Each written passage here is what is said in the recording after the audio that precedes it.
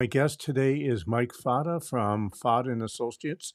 And I'm not sure if it's Fata or Fata, but we'll pretend it's Fata for the time being. Yeah, you got it And right. he's just he's just written a book called Unconventional Lessons from Becoming an Unstoppable Entrepreneur. And there's the book right there. Grow. Yeah. And we'll start the conversation there. Hey, Mike, how are you today? I'm doing well. Thanks for having me. My pleasure. So, 12 unconventional lessons. I'm dying to know what some of them are. So why don't we go through a few and we can talk about them? For sure. Yeah.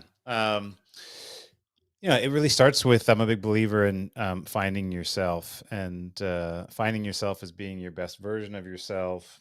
Ultimately, I think discovering what you're passionate about and hopefully aligning your personal passion to your business interest, whether being an entrepreneur or working for somebody else, but your work and your personal life being aligned around your passions. And if you do that, I don't believe you're going to work a day in your life, but you could be highly successful and do it by giving back and building community. And these are the kind of unconventional lessons that they're not teaching you in school. Well, gee, maybe I read different stuff, but I read that a lot. That if you can do your passion, then you're not going to work very hard. And if you can figure out how to make money at your passion, then you're way better off than other folks. So, that I don't know. That used to be uncommon uh, wisdom, but I would say today that's becoming more and more common, especially with the Gen Z folks. They are definitely passion and mission driven generation.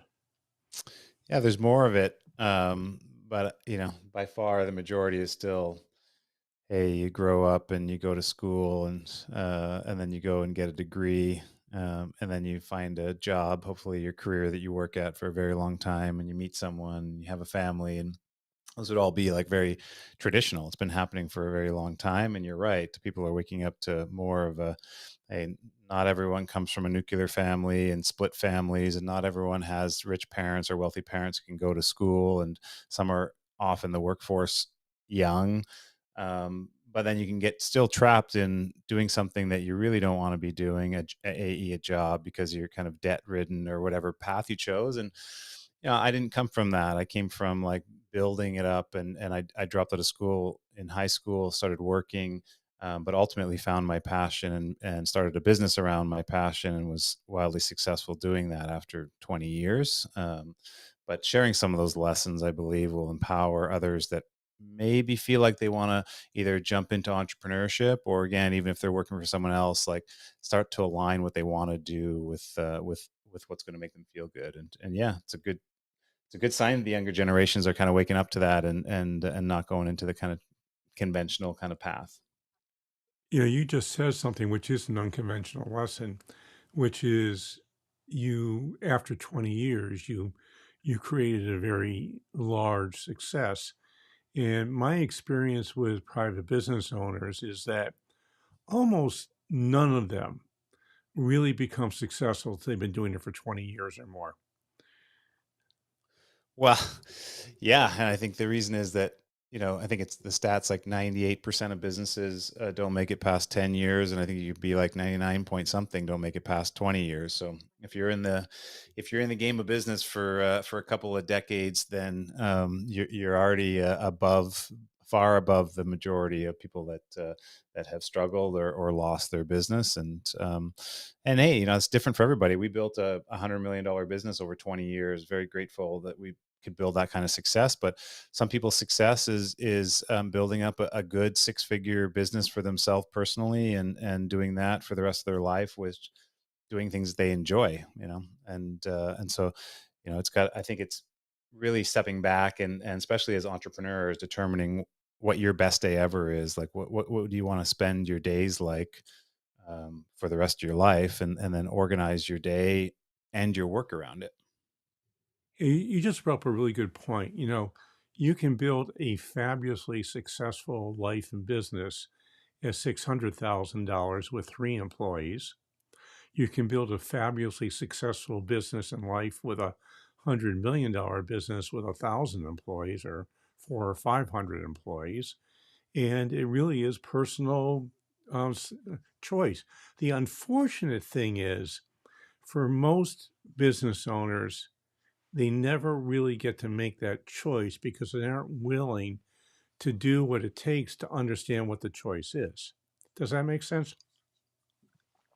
Well, um, yeah, I think business can be really complicated. That's why I like to think about it. Start like kind of personally, what, and I use the term best day ever, but like, what does your best day ever look like? How do you want to spend your days? And if you could spend if you at least give yourself some guide rails of how you want to spend your day, with your health in mind, and your work in mind, and then your family and friends and your kind of fun and playtime and kind of education time. What do you want all those pieces to look like? And then build your job or your profession or your business around that. I think you're going to be more successful, because I've met many people that are tremendously successful from a wealth standpoint, but they're not happy. And some of them are even scared then to kind of cross over and authentically be themselves, give themselves permission to change fully into this thought of like, living your best day every day.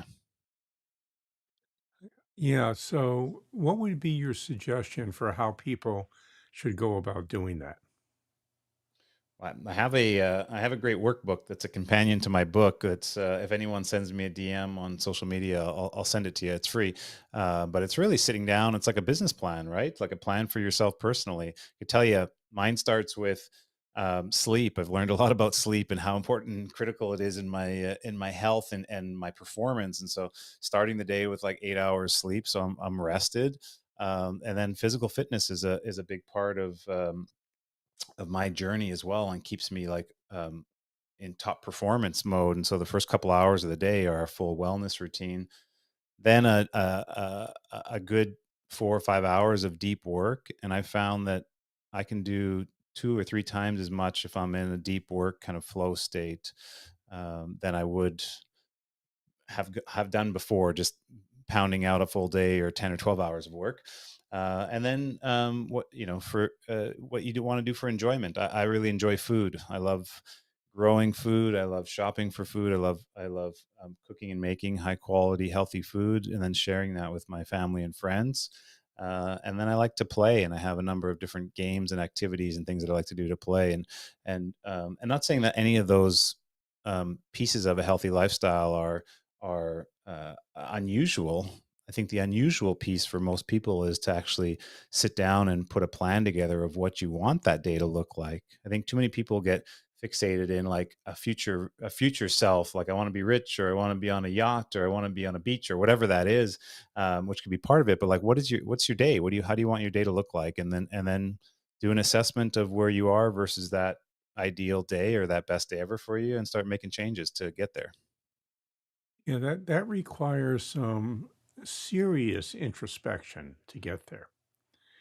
At least that's been my experience. Is that very few people, business owners, employees, whatever people in the world, are really not willing to sit down and do serious introspection. Because if you don't do that, then you really never figure out what's important to you and what's in the shadows that keep you from getting there.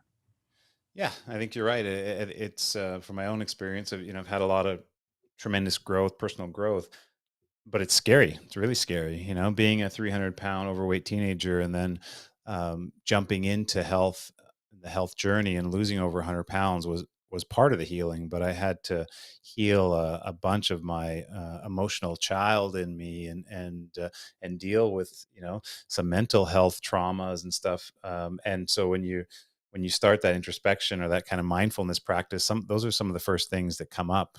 And I would suggest that people do allow those things to come up, and then put work to it. Whether that work is going to see a therapist and talking through things. There's a number of different kind of workshops, whether it's kind of meditative or otherwise, that would get you into that space, and do some of that hard work. It's so rewarding after you aren't scared to look at all aspects of yourself and truly be your authentic self. It's very freeing. I'm 70 years old and I'm still doing it. So it's not, Lifelong it's not journey. something you do once and you're done, I'm afraid. But that Mhm. maybe it's just me. I'm hard to get to myself. Yeah, continuous improvement, lifelong learning and continuous improvement. I'm a big believer in it. Yeah, that's been my experience.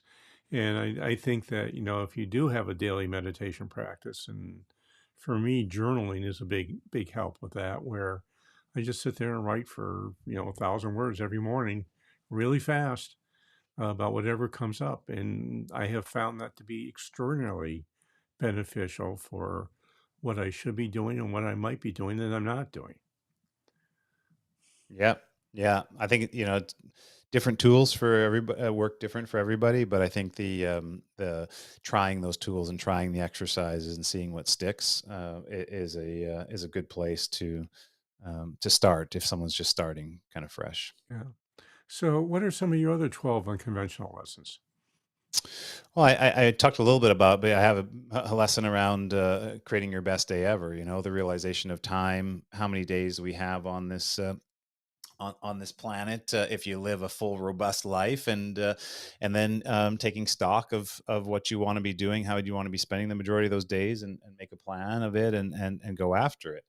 um, Building success, I talked a little bit about before as well, but I'm a big believer in building success by giving back. I think too many people think that they're going to become successful and then give back, and I found that a big part of my ultimate success as an entrepreneur, 9-figure success, was a constant give back over the 20-25 years that I've been in business. And that's whether that's, you know, um, volunteering efforts, working with nonprofits, getting involved in your community, getting involved in your industry of work, and giving with no expectation of return.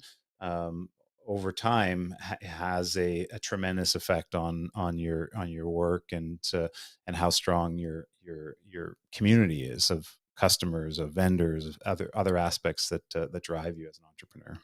And so I don't Yeah, think, that makes some people can be, again, doing that. That's not totally novel. I think I've tried to share my experience with my story, and some best practices for people to think about, and then you could put attention and focus there. And I think with focused attention around giving back, and another lesson on building community, and aspects of building community, over time, can have a tremendous impact on your business. so. There's two, and I assume there's 10 more. Yeah, well, we spoke about being your best self, like, Yeah. the health journey, is a big part of it. It is the foundation. Um, the mentorship, obviously, I've had a tremendous amount of success being a mentor and having mentors in my life. But there's different forms of mentorship, whether it's direct mentorship, as one would think about having an experienced person by your side to share some best practices, and help you as an entrepreneur, or even help you as an individual grow. But there's other forms of mentor mentee relationship, whether mass mentorship. Some of the things that I've tried to do, instead of one to one with people, one to many, listening to podcasts like this and getting your ideas. I write a newsletter, and also share at fatafleischman.org, which is our mass mentorship site. Also, people realization. So going after those sources are really helpful for entrepreneurs. Peer to peer mentorship as well, and having others in your industry, or in your line of work that maybe are at the same level, or a year or two ahead of you or behind you, that you guys can learn best practice from and share, I think, is also very powerful. So there's a bunch on mentorship in the book, and kind of how people can find a mentor, or establish kind of different forms of mentorship. So, do you have a peer-to-peer group that you work with?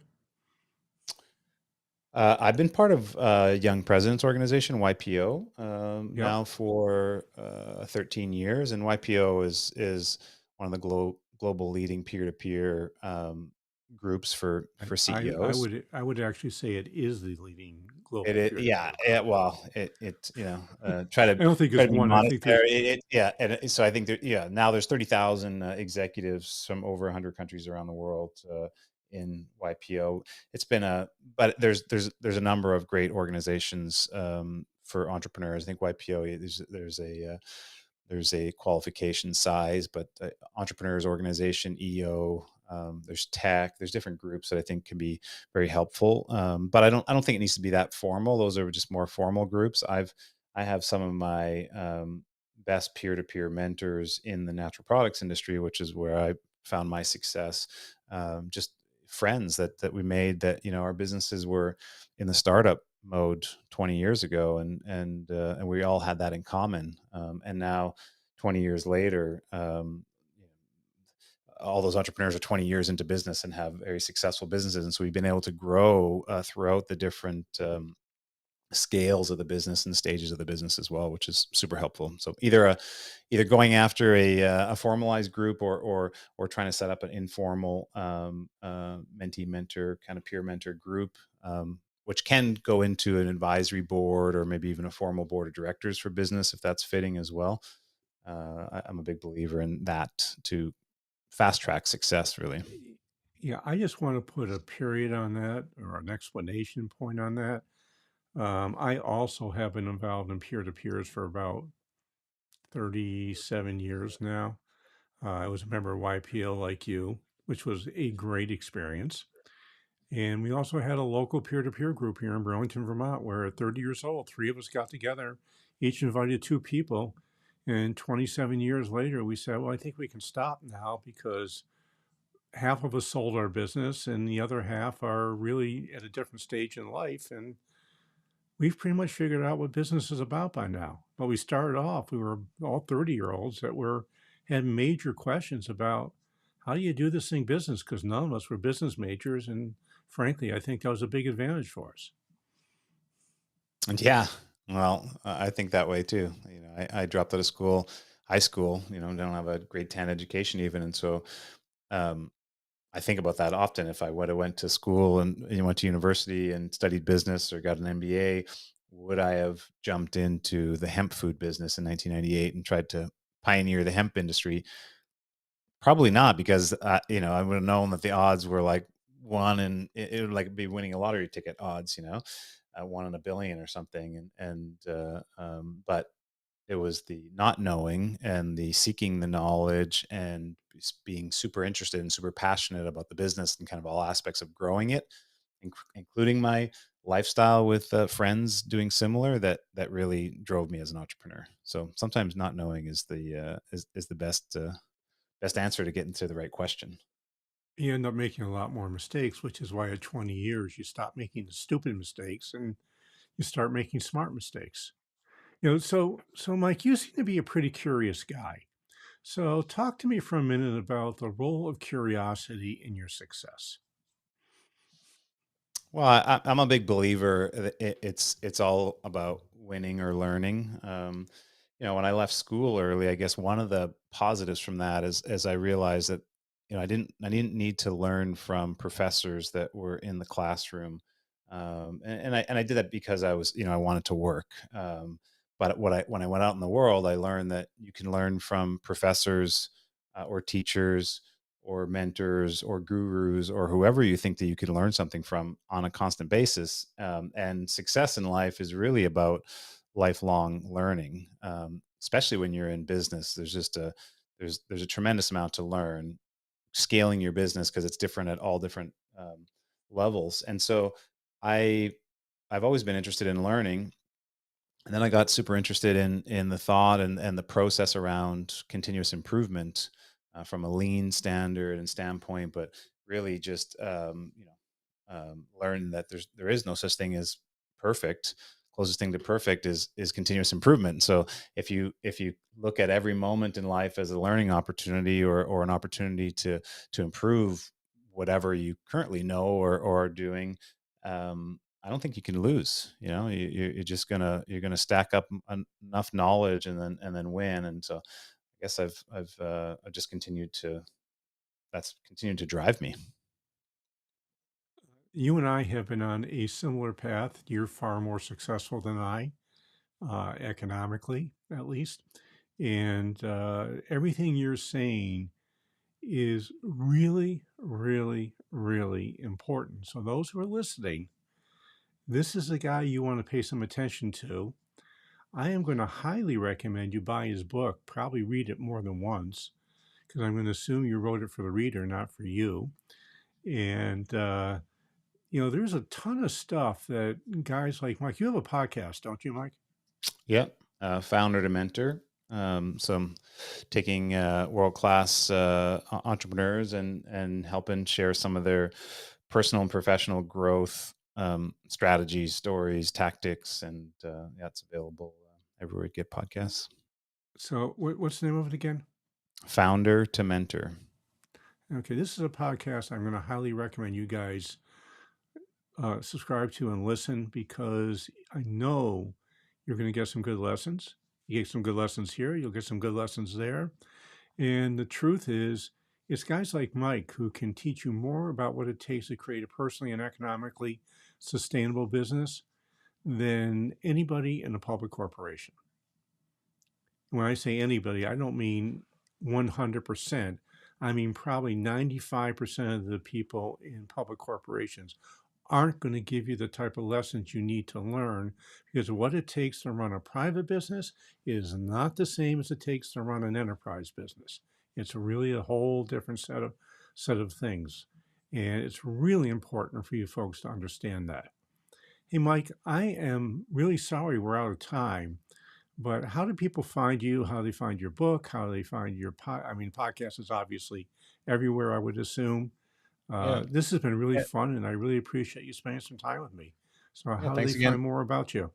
Yeah, thanks again for having me. I think, the one-stop shop is mikefata.ca, so mikefata.ca.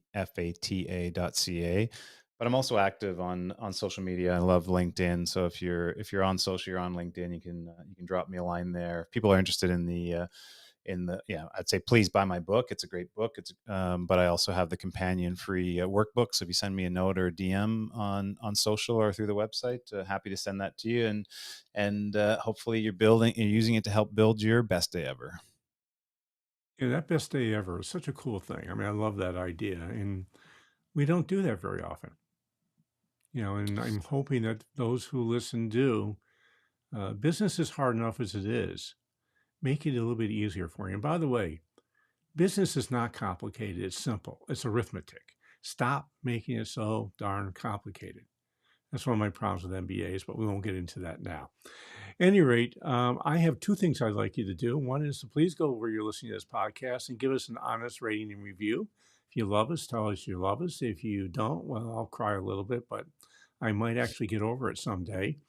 And the second thing is that I have developed a thing called the Financial Freedom Accelerator. Not many private business owners get to the level Mike is, where he has a $100 million company. And whether he's doing other stuff financially or not, he's probably going to be financially independent, or what I call financially free from his company, which doesn't mean you're going to sell your company, doesn't mean you're going to leave your company. It just means you have choice. I'm a big fan of choice. And to find out more about the Financial Freedom Accelerator, just go to www.sustainablebusiness.co/freedom.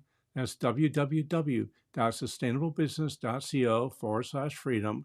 If you like what you see, just click on the button. We'll set a time to talk and see if the program is right for you. So this is Josh Patrick. We're with Mike Fata. We're at Cracking the Cash Flow Code. Thanks a lot for stopping by. I hope to see you back here really soon.